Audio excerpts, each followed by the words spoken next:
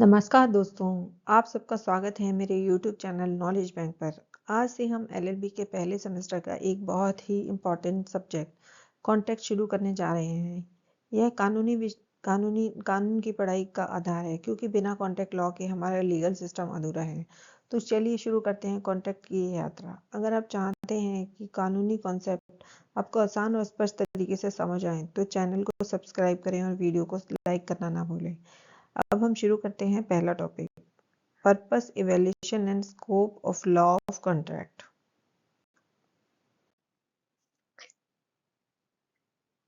According to Section 2H of Indian Contract Act 1872, a contract is an agreement enforceable by law. The main purpose of contract is to create a clear and legal binding promise between parties. It sets out everyone's right, duty, and expectations in simple terms. A contract works like a written safeguard. It avoids confusion, share risk fairly, ensure the commitments are honored, and give legal protection if someone breaks the agreement. जैसा कि इस definition में लिखा हुआ है कि contract एक ऐसा एग्रीमेंट होता है जो लॉ के द्वारा इन्फोर्सेबल कराया जा सकता है। तो चलिए इस चीज़ को हम एक एग्जांपल से समझते हैं। एक कंपनी कहती है कि हम तुम्हें 30,000 रुपीज़ पर मंथ सैलरी पर नौकरी देंगे। एम्प्लॉय कहता है हाँ, मैं नौकरी स्वीकार करता हूँ। कंपनी काम कराएगी और बदले में सैलरी देगी, और एम्प्लॉय काम करेगा और बदले में पैसे पाएगा। लिखित समझौता यह होता है कि दोनों पक्ष एक लिखित कॉन्ट्रैक्ट पर हस्ताक्षर करते हैं, जिसमें काम के घंटे, छुट्टियां और नियम साफ साफ लिखे होते हैं। इसकी कानूनी सुरक्षा यह है, अगर कंपनी सैलरी नहीं देती तो छात्र कानूनी कार्रवाई कर सकता है, एम्प्लॉय कानूनी कार्रवाई कर सकता है, और अगर एम्प्लॉय काम नहीं करता तो कंपनी कॉन्ट्रैक्ट तोड़ सकती है। तो दोनों को अपने अपने राइट क्लियरली बताए गए हैं कि आपको क्या करना है और आपको क्या नहीं करना है। Importance of contract. कॉन्ट्रैक्ट की इम्पोर्टेंस क्या है? Contract is legal enforceability. तो पहले हम डेफिनेशन पढ़ते हैं। एक contract makes promise legally binding and ensure that if obligation are not met the law provide remedies। तो इस डेफिनेशन का मतलब ये है कि लीगल ही इन्फोर्सेबल कराने की इसमें पावर होती है। अगर कॉन्ट्रैक्ट बाइंडिंग जो उसमें प्रॉमिस किए गए हैं वो तोड़ता है, तो उसके लिए कानून के अंदर उपाय दिए गए हैं, रेमेडीज दी गई हैं। Clear and certainty, it clears record what is expected such as deliverables, timelines and payment, removing confusion. यह एक क्लियर और सर्टन थिंग होती है जिसमें लिखा जाता है कि क्या चीज़ आपको देनी है, क्या उसकी टाइमलाइंस होंगी, पेमेंट किस तरीके से मिलेगी, और जिससे कि सारा कन्फ्यूजन ख़त्म हो जाता है और क्लियरली लिखा होता है उस कॉन्ट्रैक्ट में।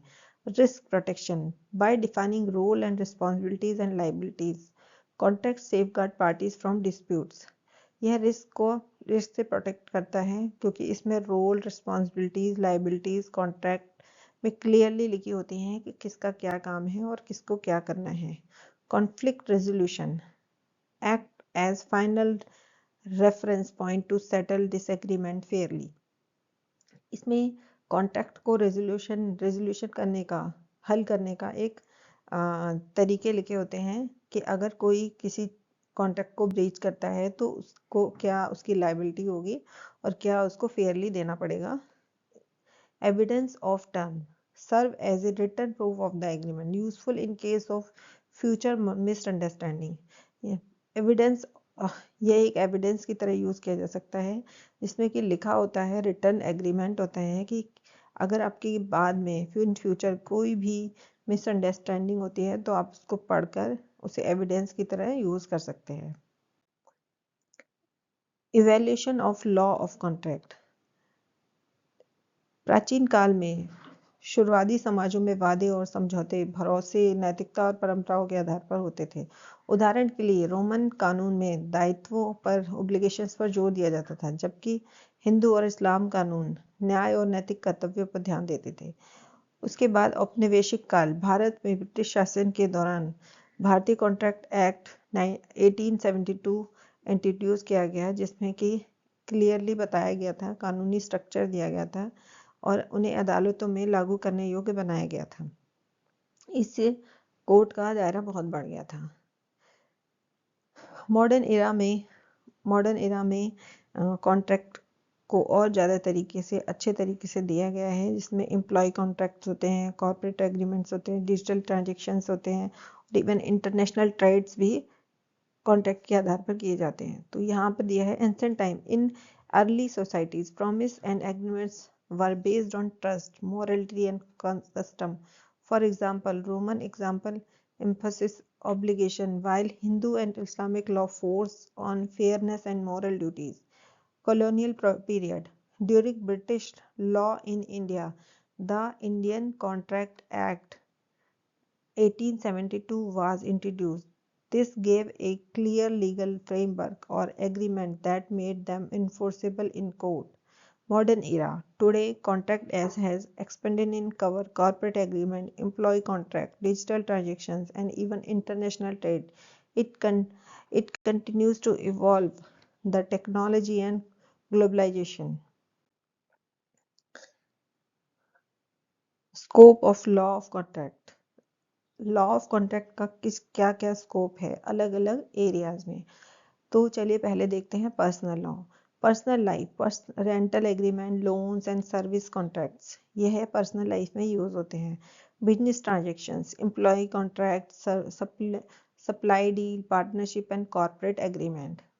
Digital age, online shopping, app term and condition, e contract and software licenses. International trade, cross-border contract, arbitration and dispute resolution. Specialization, specialized field, insurance, banking, intellectual property and construction contract. The law of contract has grown from simple moral promise an ancient time to structured legal system today. It scope a vast covering personal, professional, business, digital and global interaction. In short, contracts are the backbone of trust and fairness in society and commerce. तो इसी के साथ हमारा यह topic खत्म होता है।